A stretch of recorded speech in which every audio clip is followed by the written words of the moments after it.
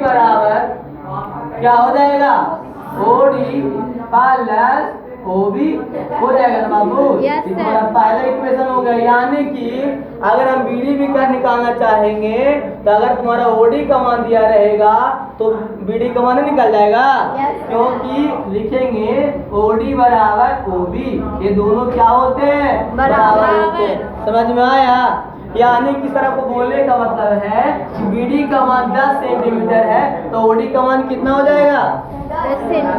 समझ में नहीं आया? हाँ। क्या बोले, अगर बीडी का मान पूरा का मान 10 सेंटीमीटर है, यहाँ जो रेखा दिख रहा है ना आपको बाबुआ 10 सेंटीमीटर है, तो इसका मान कितना हो जाएगा, कितना हो जाएगा, ओबी का मान कितना हो जाएगा, समझ में आ रहा है ना? ये तुम्हारा 5 है तो टोटल का मान कितना हो जाएगा, समझ में आ रहा है? अगर इसका मान 7 है तो इसका मान कितना हो जाएगा, समझ में आ रहा है? देखिए इसी तरह सीधा हो गया। AC बना देखो, AC को देखिए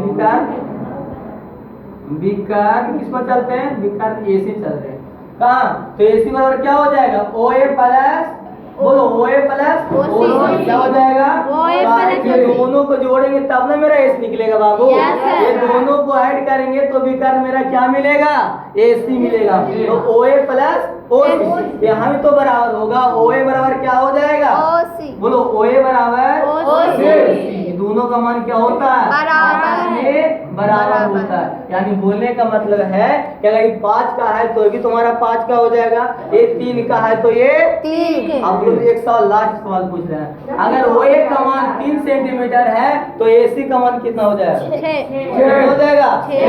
अगर OA का मान 3 सेंटीमीटर है तो AC का मान 6 हो जाएगा ना।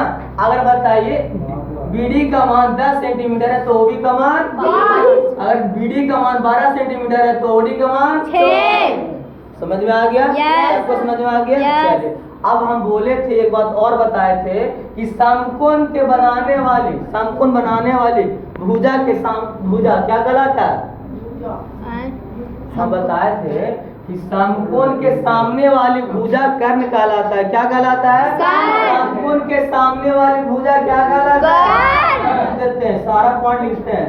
समकोण के सामने वाली भुजा, समकोण के सामने वाली भुजा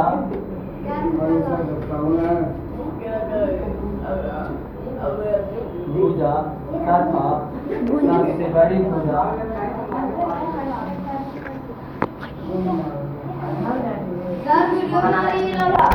सबसे बड़ी भुजा